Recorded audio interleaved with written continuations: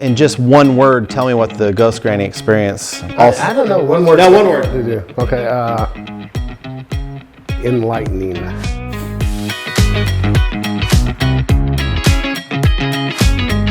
Every time you have a director that writes and directs their own film, you're getting like their full vision, and like you wrote, direct, and you did the visual effects, so you knew what you were looking for, and I think that's why it became accurate. I mean, you just told me, you were like, yeah, just pick it up and turn it around, and so I'm doing it, and you're like, I'll make it work later. And that was like, how am I going to make it work later? Well, it's funny that I was thinking that. How's he going to make it work later? And so are you.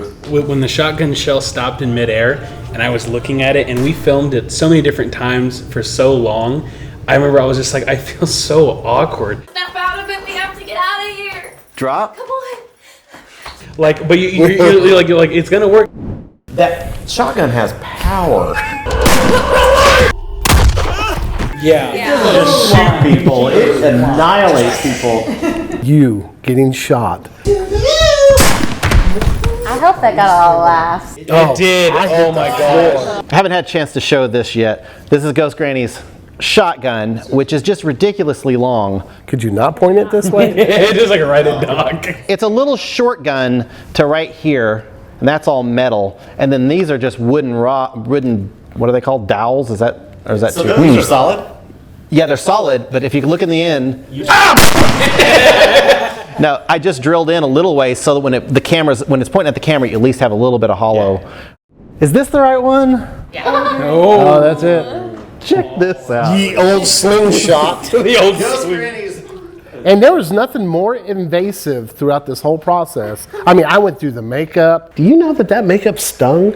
The wig. Mm-hmm. Nothing more invasive to have Vanessa like reaching down and just stuffing stuff in that bra. It's like, these things are hard to find. Really? Why is there blood on it? I think that's when I shot Kevin and it splattered back.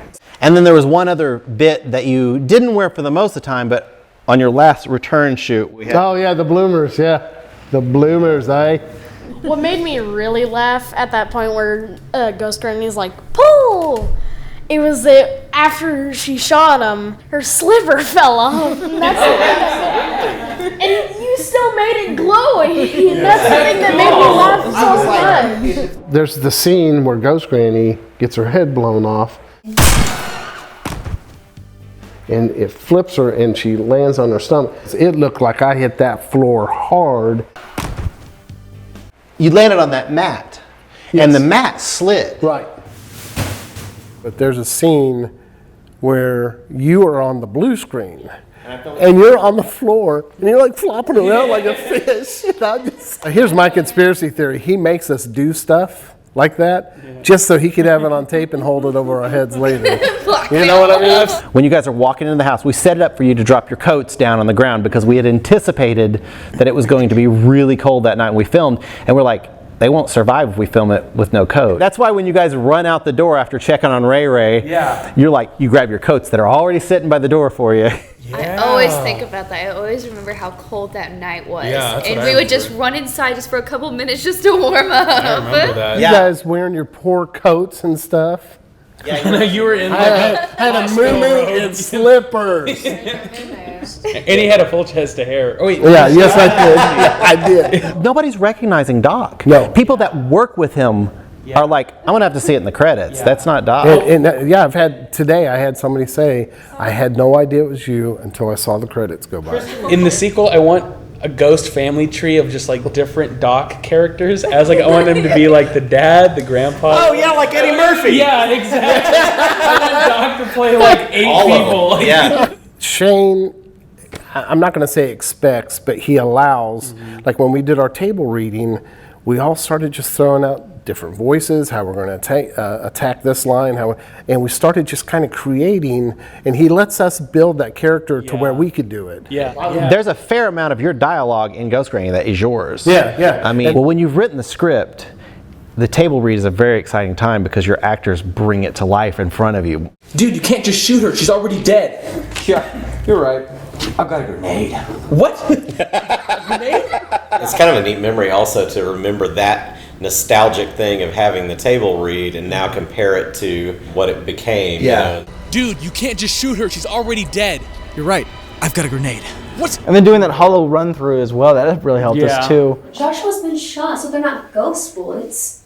Well, they kind of are. He was sicker than a dog. I never get sick, but I got Yeah, so that sick one on this. time he gets sick. Your voice started to lose by what, hour 30? Now, when I say action, you're going to grab him and do that. You're in line. I was like, these guys don't even know what I really sound like. Blake, are you ready? You want to do this scene real quick? Come here. I could have been a contender. One of my favorite moments on the set was when you said, "It's an honor to do this with you." And I was like, "Oh man, that made the scene so much better." Because then I was like, I threw it, even harder, and then it went, you know what I mean? And I hit you in the face every time with that grenade for a little stretch. Oh shit. There's no way I can convince you that's not on purpose now. Since we didn't know each other that well, I was like, he's going to truly think I'm like being an asshole to him. Yeah. And then I'm just trying to hit you in the face. I won't do it again. I won't do it again. Bam. I wasn't thinking that at all. I wasn't thinking that at all. It's like the scene where Ghost Granny is taunting Charlie's character out in the woods. Oh, I love that. I would just let you guys go until finally you just look at me like, how long do we go? Yeah.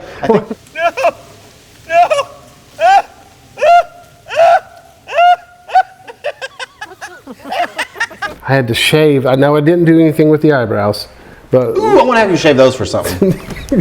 people, I do this for the love of the art of movies. I'm not getting paid a dime for any of this. So, no. Now I'm gonna give you 20 cents. All right, thanks. This is for that last project, and here's for your next one. Okay, cool. Sorry, I dropped that. I'll leave that there for now.